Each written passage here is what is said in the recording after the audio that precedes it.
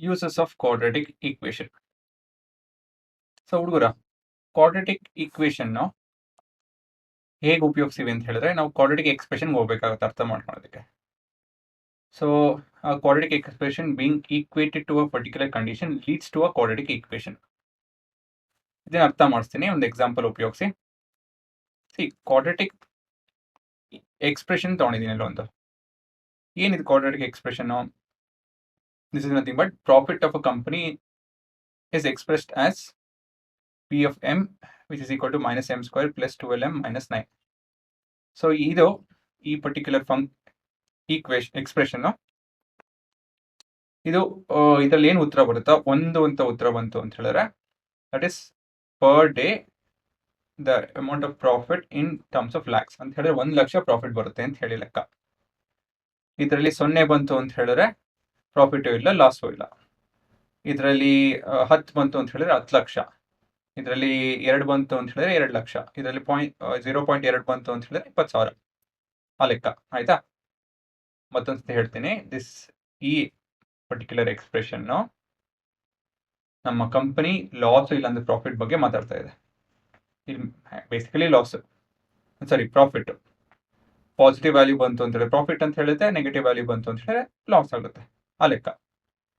ಇಲ್ಲಿ ಎಮ್ ಅಂತ ಇದೆಯಲ್ಲ, M is the production of items in hundreds ಅಂತ ಹೇಳಿದ್ರೆ 1M ಅಂತ ಹೇಳಿದ್ರೆ 100 ಪ್ರಾಡಕ್ಟ್, 2M ಅಂತ ಹೇಳಿದ್ರೆ 200 ಪ್ರಾಡಕ್ಟ್. ಆ ಲೆಕ್ಕದಲ್ಲಿ ಈ ಎಕ್ಸ್ಪ್ರೆಷನ್ ಬರ್ತಿದೆ. ಸರಿನಾ? ಸೊ ಈ ಒಂದಷ್ಟು ಪ್ರಶ್ನೆ ಆನ್ಸರ್ ಮಾಡ್ಬೋದು. ಸೊ ಮೊದಲು ಇದನ್ನ ಮಾಡ್ತೀನಿ. ಇದಕ್ಕೆ ಮಾಡೋಕ್ಕಿಂತ ಮುಂಚೆ, what is the break even point? So ಯಾವುದೇ ಈ ಸ್ಟಾರ್ಟ್ಅಪ್ ಕಂಪನಿ ಇರುತ್ತೆ ನೋಡಿ, ಈ ಪ್ರಶ್ನೆ ಅವ್ರಿಗೆ ತುಂಬಾ ಇಂಪಾರ್ಟೆಂಟ್. ಏನ್ ಬ್ರೇಕ್ ಇವನ್ ಪಾಯಿಂಟ್ ಅಂತ ಹೇಳಿದ್ರೆ, break even point or points are points or point which results in zero profit, ₹0 profit, that is no loss or gain. ಈ ಹೊಸ ಕಂಪನಿ ಶುರು ಮಾಡಿದಾಗ ನಿಮಗೆ ಲಾಸ್ ಅಂತ ಹಾಕ್ಕೊಡ್ದು, ಪ್ರಾಫಿಟ್ ಆಗಿಲ್ಲ ಅಂತ ಚಿಂತೆ ಇಲ್ಲ ಅಂತ ಹೇಳೋ ಸ್ಥಿತಿಯಲ್ಲಿ ಇರ್ತಾರೆ ಜನ. ಏನಕ್ಕೆ ಅಂತ ಹೇಳಿದ್ರೆ, ಶುರು ಮಾಡ್ಬೇಕಾದ್ರೆ ನೀವು ಅಡ್ವರ್ಟೈಸ್ಮೆಂಟ್ ಇರುತ್ತೆ, ಜನ ಹುಡ್ಕೋದಿರುತ್ತೆ, ಎಷ್ಟೊಂದು ಕೆಲ್ಸಗಳು ಇರುತ್ತೆ. ಸೊ 1-2 ವರ್ಷ ಒಂದಷ್ಟು ಜನ ತಲೆನೇ ಕೆಡ್ಸ್ಕೊಳಕ್ ಹೋಗಲ್ಲ. ದುಡ್ಡು ಕೈಯಿಂದ ಹೋಗ್ಲಿಲ್ಲ ಅಂದ್ರೆ ಸಾಕು ಅಂತ ಜನ ಇರ್ತಾರೆ. ಅಂದ್ರೆ ಸಂಬಳ ಕೊಟ್ಟು ಅದೆಲ್ಲ ಕೊಟ್ಟು ಅದನ್ನ ಹೇಳ್ತಾ ಇರೋದು. ನಮ್ಗೆ ಸ್ವಂತ ಏನೋ ಬರ್ಲಿಲ್ಲ, ಎಕ್ಸ್ಪೀರಿಯನ್ಸ್ ಬಂತು ಅಂತ ಹೇಳಿ ಸಾಕು ಅಂತ ಇರ್ತಾರೆ. 1 ವರ್ಷ ಹತ್ತತ್ರ 1-1.5 ವರ್ಷ ಆದ್ಮೇಲೆ ಪ್ರಾಫಿಟ್ ನೋಡೋದಕ್ಕೆ ಶುರು ಮಾಡ್ತಾರೆ. ಸರಿನಾ? ಸೊ ಈ ಬ್ರೇಕ್ ಇವನ್ ಪಾಯಿಂಟ್ ಏನು ಅಂತ ಹೇಳಿ ಹುಡುಕ್ಬೇಕು. ಹೇಗೆ ಹುಡುಕೋದು? ಸಿಂಪಲ್. ಬ್ರೇಕ್ ಇವನ್ ಪಾಯಿಂಟ್ ಅಂತ ಹೇಳಿದ್ರೆ ಪ್ರಾಫಿಟ್ 0 ಇರಬೇಕು ಅಂತ ಹೇಳಿದ್ರೆ ನಾವು -3M square plus 12M minus 9 is equal to 0 ಅಂತ ಈಕ್ವೇಟ್ ಮಾಡಬೇಕು. ಇದೇನಿದು? ಇದು ನಿಮ್ಮ ಕ್ವಾಡ್ರಾಟಿಕ್ ಈಕ್ವೇಷನ್ ಅಲ್ವಾ? ಸೊ ಇಲ್ಲೇ ನಿಮ್ಮ ಕ್ವಾಡ್ರಾಟಿಕ್ ಈಕ್ವೇಷನ್ ಬರೋದು, ಕ್ವಾಡ್ರಾಟಿಕ್ ಈಕ್ವೇಷನ್. ಸೊ ನಮ್ಮ ಎಕ್ಸ್ಪ್ರೆಷನ್ ಇಂದ ಈಕ್ವೇಷನ್ ಆಯ್ತು ನೋಡಿ ಅಲ್ವಾ? ಈ ಕೊಟ್ಟಿರೋ ಎಕ್ಸ್ಪ್ರೆಷನ್ ಇಂದ ನನಗೆ ಈಕ್ವೇಷನ್ ಸಿಕ್ತು. ಸೊ ಈಕ್ವೇಷನ್ ಹಾಗೆ ಉಪಯೋಗ ಬರುತ್ತೆ. ಅರ್ಥ ಆಯ್ತಾ? ಸೊ ಇದ್ರ ಉತ್ತರ ಏನು? ಉತ್ತರ ನೋಡೋದಕ್ಕೆ ನಮ್ಮ ಗ್ರಾಫ್ ಇದೆ, ಗ್ರಾಫಲ್ಲಿ ನೋಡೋಣ. ಇದು ಮಾಡಕ್ಕೆ ಹೋಗೋದು ಬೇಡ, ಅದು ಮಾಡೋದೆಲ್ಲ ಕಲಿತೀರಾ. ಸೊ ಗ್ರಾಫಲ್ಲಿ ನೋಡೋಣ. ಸೊ ಇಲ್ಲೇನಿದೆ, -3, 12, -9. ಸೊ ಇಲ್ಲಿ ಕೋಎಫಿಷಿಯಂಟ್ಸ್ ಎಂಟರ್ ಮಾಡಬೇಕು. Enter the coefficient of x², -3. ಅದಾದ್ಮೇಲೆ enter the coefficient of x, 12. ಅದಾದ್ಮೇಲೆ enter the constant -9. So the nature of roots are real and unequal, roots are 1 and 3. ಅದೆಲ್ಲ ಅರ್ಥ ಆಗುತ್ತೆ ಹೋಗ್ತಾ ತಕ್ಷಣಕ್ಕೆ ನೀವು ಈ ಗ್ರಾಫ್ನ ನೋಡಿ ಅರ್ಥ ಮಾಡ್ಕೊಳ್ಳಿ. ಸೊ ಇಲ್ಲಿ ಸ್ವಲ್ಪ ಝೂಮ್ ಮಾಡ್ತೀನಿ. ನೋಡಿ ಇಲ್ಲಿ ಸ್ವಲ್ಪ ಅಡ್ಜಸ್ಟ್ ಮಾಡಬೇಕು. ಸರಿ, ಬ್ರೇಕ್ ಇವನ್ ಪಾಯಿಂಟ್ಸ್ ಅಂದ್ರೆ ಇದು ಯಾವುದು? 1, 3 ಅಂತ ಹೇಳಿದ್ರೆ ಏನೋ, ಕಾಪಿ ಮಾಡ್ಕೊಂತೀರ, ಒಂದೇ ನಿಮಿಷ.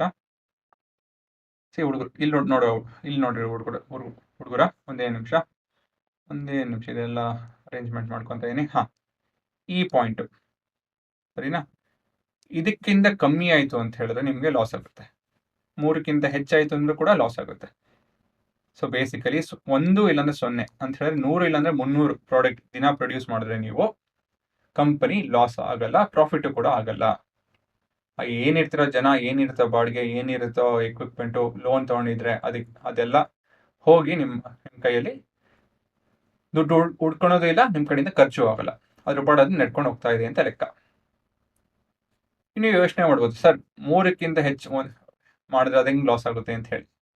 ಹುಡುಗರ ಮೂರಕ್ಕಿಂತ ಹೆಚ್ಚು ಪ್ರೊಡ್ಯೂಸ್ ಮಾಡಬೇಕು ಅಂತ ಹೇಳಿದ್ರೆ ತಿರ್ಗಾ ಬಾಡಿಗೆ ಕಟ್ಟಬೇಕು, ಇನ್ನೊಂದು ದೊಡ್ಡ ಜಾಗಕ್ಕೆ ಜನ ನೀವು ಕರ್ಸ್ಕೊಬೇಕು, ಎಲೆಕ್ಟ್ರಿಸಿಟಿ ಬಿಲ್ ಕಟ್ಟಬೇಕು, ಮತ್ತೆ ಎಕ್ವಿಪ್ಮೆಂಟ್ ಕೊಂಡ್ಕೊಬೇಕು, ಎಷ್ಟೊಂದು ಪ್ರಾಕ್ಟಿಕಲ್ ಸಿನಾರಿಯೋ ಇರುತ್ತೆ. ನೀವು ದೊಡ್ಡವ್ರ ಹತ್ರ ಯಾರನ್ನ ಬಿಸ್ನೆಸ್ ನಡೆಸೋರ ಹತ್ರ ಮಾತಾಡಿ ಅವ್ರು ಹೇಳ್ತಾರೆ ಏನಕ್ಕೆ ಒಂದು ಪರ್ಟಿಕ್ಯುಲರ್ ವ್ಯಾಲ್ಯೂ ಅಲ್ಲಿ ನೀವು ವರ್ಕ್ ಮಾಡಬೇಕು ಅಂತ ಹೇಳಿ. ಸರಿನಾ? ಸೊ ನಿಮ್ಮ ಬ್ರೇಕ್ ಇವೆನ್ ಪಾಯಿಂಟ್ಸ್ ಇಲ್ಲಿ 1 ಮತ್ತೆ 3. ಸೊ ಈ 1, 3 ಹೇಗೆ ಕಂಡುಹಿಡಿತೀರಾ ಅಂತ ಹೇಳೋದು ನಿಮ್ಮ ಈ ಚಾಪ್ಟರ್ ಅದನ್ನೇ ಕಲಿಯೋದು. ಈ ವ್ಯಾಲ್ಯೂ ಕಲಿತೀರಾ, ಇದನ್ನ 0 ರೂಟ್ಸ್ ಅಂತ ಏನೋ ಹೇಳ್ತಾರೆ, ಸೊಲ್ಯೂಷನ್ ಅಂತ ಎಲ್ಲ ಹೇಳ್ತಾರೆ. ಸರಿನಾ? ಈ ರೂಟ್ಸ್ ಕಂಡುಹಿಡಿಯೋದು ಈ ಚಾಪ್ಟರ್ ಅಲ್ಲಿ ನೀವು ಕಲಿತೀರಾ. ಎರಡನೇ ಪ್ರಶ್ನೆ, find the number of items that needs to be produced for a profit of 1 lakh. So ನಮ್ಮ ಪ್ರಾಫಿಟ್ ಇವಾಗ ಕೊಟ್ಬಿಟ್ಟಿದ್ದೀನಿ, ಏನಂತ ಹೇಳಿ, ನನಗೆ 1 ಲಕ್ಷ ಪ್ರಾಫಿಟ್ ಬೇಕು ಅಂತ ಹೇಳಿ. ಸೊ ನಮ್ಗೆ ಗೊತ್ತಿದೆ ಪಿ ಎಫ್ ಎಮ್ ಅಂತ ಹೇಳಿದ್ರೆ -3m² + 12m - 9 = 1 ಅಂತ ಈಕ್ವೇಟ್ ಮಾಡಬೇಕು. ಹೇಳ್ಬೇಕು ಅಂತ ಹೇಳಿದ್ರೆ ಇಲ್ಲಿ ಗ್ರಾಫ್ ಅಲ್ಲೇನೆ ನೀವು ನೋಡಿ ಹೇಳ್ಬೋದು. ಸರಿನಾ?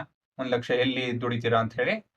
ನೀವು ಇಲ್ಲ ನಾವು ಕ್ವಾಡ್ರಾಟಿಕ್ ಈಕ್ವೇಷನ್ ಉಪಯೋಗಿಸಿ ಮಾಡಬೇಕು ಅಂತ ಹೇಳಿದ್ರೆ ಇದನ್ನ ಟ್ರಾನ್ಸ್ಪೋಸ್ ಮಾಡ್ಕೊಳ್ಳಿ, 0 ಆಗುತ್ತೆ. ಇದು ನಿಮ್ಮ ಕ್ವಾಡ್ರಾಟಿಕ್ ಈಕ್ವೇಷನ್. ಇದನ್ನ ನೀವು ಫ್ಯಾಕ್ಟರೈಸೇಷನ್, ಫಾರ್ಮುಲಾ ಮೆಥಡ್ಸ್, ಮತ್ತೆ ಇಲ್ಲ ಅಂತ ಹೇಳಿದ್ರೆ ಗ್ರಾಫಿಕಲ್ ಮೆಥಡ್, ಯಾವುದೇ ಒಂದು ಮೆಥಡ್ ಅಲ್ಲಿ, ಆಯ್ತಾ, ಇನ್ನೊಂದು ಯಾವುದು complete in the square method, ಯಾವುದೇ ಒಂದು ಮೆಥಡ್ ಅಲ್ಲಿ ಸಾಲ್ವ್ ಮಾಡಿ ನೀವು ಉತ್ತರ ಹೇಳ್ಬೋದು. ನಾನಿಲ್ಲಿ ಕೋಡ್ ಜನರೇಟ್ ಮಾಡಿ, ಅಂದರೆ ಕೋಡಲ್ಲಿ ಜನರೇಟ್ ಮಾಡಿರೋಂಥ ಗ್ರಾಫ್ ನೋಡ್ಕೊಂಡು ಹೇಳ್ತೀನಿ. ಸೊ -3, 12, -10. ಸರಿನಾ? ಸೊ ಇಲ್ಲಿ ನಾನು ಗ್ರಾಫ್ ಹೋಗ್ತೀನಿ. ಆ್ಯಕ್ಚುಲಿ ಇಲ್ಲೇ ಇದೆ ವ್ಯಾಲ್ಯೂ 1.18 ಅಂತ ಎಲ್ಲ ಹೇಳಿ, ಮತ್ತೆ 2.81.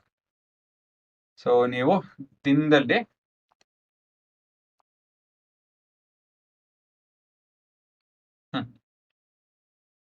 ಸೊ ಹತ್ರ 0 ಎಲ್ಲಿದೆ, ಅಲ್ಲಿದೆ.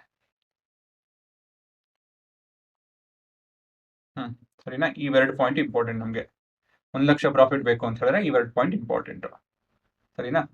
ಸೊ ಇದು 1. ಇಲ್ಲಿ ಬಂದಿದೆಯಲ್ಲ ಉತ್ತರ, ಇದು ಫಾರ್ಮುಲಾ ಮೆಥಡ್ ಅಲ್ಲಿ ಕಂಡಿಡಿಯೋದ್ರಿಂದ ನಾನು 1.2 ಇಲ್ಲಾಂದ್ರೆ 2.8 ಅಪ್ರಾಕ್ಸಿಮೇಟ್ ವ್ಯಾಲ್ಯೂ. ಸೊ 1.2 ಅಂತ ಹೇಳಿದ್ರೆ 120, ಆಯ್ತಾ. 1 ಅಂತ ಹೇಳಿದ್ರೆ 100 ಪ್ರಾಡಕ್ಟ್ ಇಲ್ಲಿ ಬರ್ದಿದ್ದೀನಿ ನೋಡಿ. ಇಲ್ಲ ಅಂತ ಹೇಳಿದ್ರೆ 2.8 ಅಲ್ವಾ, 2.8, 2 ಅಂತ ಎಲ್ಲ ಇದೆ. ನಾವು 280 ಅಪ್ರಾಕ್ಸಿಮೇಟ್ಲಿ ಇದು, ಇಲ್ಲಾಂದ್ರೆ ಇದು ಈ ವ್ಯಾಲ್ಯೂ ಪ್ರೊಡ್ಯೂಸ್ ಮಾಡ್ತು ಅಂತ ಹೇಳಿದ್ರೆ 1 ಲಕ್ಷ ಪ್ರಾಫಿಟ್ ಆಗುತ್ತೆ. ತಿರ್ಗಾ ನಿಮ್ಮ ಪ್ರಶ್ನೆ ಇರ್ಬೋದು, ಸರ್ ಹೆಚ್ಚು ಪ್ರೊಡ್ಯೂಸ್ ಮಾಡಿದ್ರೆ ಹೆಚ್ಚು ಪ್ರಾಫಿಟ್ ಆಗಲ್ವಾ ಅಂತ. ನೀವು ಕೂತ್ಕೊಂಡು ಪ್ರೊಡ್ಯೂಸ್ ಮಾಡ್ತಾ ಇದ್ದೀರಾ ಅದನ್ನ, ಅದು ಪ್ರಶ್ನೆ ಬರುತ್ತೆ ಮೊದಲಾಗಿ. ನೀವು ಮತ್ತೊಬ್ಬರಿಂದ ಪ್ರೊಡ್ಯೂಸ್ ಮಾಡ್ತಾ ಇರ್ಬೋದು, ಒಂದು ಮೆಷಿನಿಂದ ಪ್ರೊಡ್ಯೂಸ್ ಮಾಡ್ತಾ ಇರ್ಬೋದು. ಅಂತ 10 ಮೆಷಿನ್ ತೊಗೊಂಡಿದ್ರೆ ಅದಕ್ಕೆ ಲೋನ್ ಕಟ್ಟಬೇಕು, ಎಷ್ಟೊಂದು ಪ್ರಶ್ನೆ ಬರುತ್ತೆ ಅದಕ್ಕೆ. ಸರಿನಾ? ಸೊ ಏನು ಮ್ಯಾಥ್ಸ್ ಏನು ಹೇಳ್ತಾ ಇದೆ ಅಂತ ಹೇಳಿದ್ರೆ, ನಿಮ್ಗೆ 1 ಲಕ್ಷ ಪ್ರಾಫಿಟ್ ಬೇಕು ಅಂತ ಹೇಳಿದ್ರೆ 120 ಐಟಮ್ ಪ್ರೊಡ್ಯೂಸ್ ಮಾಡಿ, ಇಲ್ಲ ಅಂತ ಹೇಳಿದ್ರೆ 280 ಐಟಮ್ ಪ್ರೊಡ್ಯೂಸ್ ಮಾಡಿ. ಸೊ ಬೇರೆ ಬೇರೆ ಪ್ಲಾನ್ಸ್ ಪ್ರಕಾರ ನೀವು ಯೋಚನೆ ಮಾಡಿ ಇವೆರಡರಲ್ಲಿ ಒಂದು ವ್ಯಾಲ್ಯೂ ಕನ್ಸಿಡರ್ ಮಾಡಿಕೊಂಡು ಕೆಲಸ ಮಾಡ್ತೀರಾ. ಸರಿನಾ? ಸೊ ಕ್ವಾಡ್ರಾಟಿಕ್ ಎಕ್ಸ್ಪ್ರೆಷನ್ ಇಂದ ಈಕ್ವೇಷನ್ ಬರುತ್ತೆ, ಈಕ್ವೇಷನ್ ಸಾಲ್ವ್ ಮಾಡೋದು ಈ ಚಾಪ್ಟರ್ ಅಲ್ಲಿ ಕಲಿತಾ ಇದ್ದೀರಾ.